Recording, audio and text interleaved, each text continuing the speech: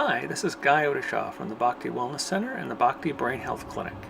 You're looking at one of our neurofeedback suites, and I'm going to give you a very quick introduction to 19-channel sLORETA neurofeedback. Let's take a closer look at each of the components you see here. The sensors on the cap are picking up neuronal activity, sending that information back to the computer, being compared to a normative database, sending information to the screen, telling their brain how well they're self-regulating in the moment. When the squirrel is flying straight, the brain is regulating well.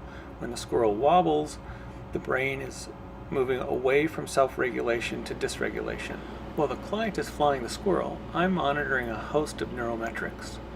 From left to right on the screen, you'll see the 19 channels of EEG.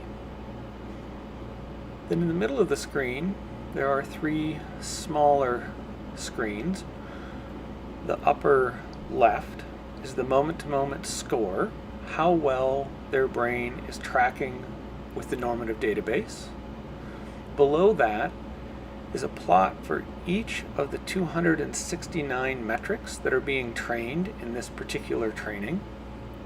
Next to that is a list of the individual Brodmann areas and the metric that is specifically being trained in that area.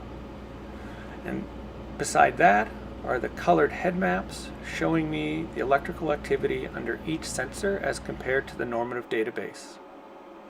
Here we see the setup for a training where we see the number of metrics being trained, the individual Brodmann areas, and the frequency bands being trained in that area, all determined from their QEEG. We also do biofeedback.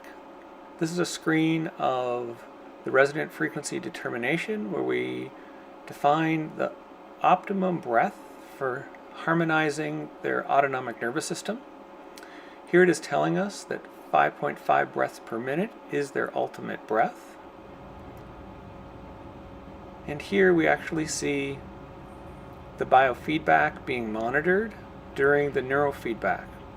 So we have screens for their heart rate variability, the coherence between their cardiac rhythm and their respiratory rhythm, their temperature, their skin conductance, the blood volume pulse, and a spectral analysis of their heartbeat.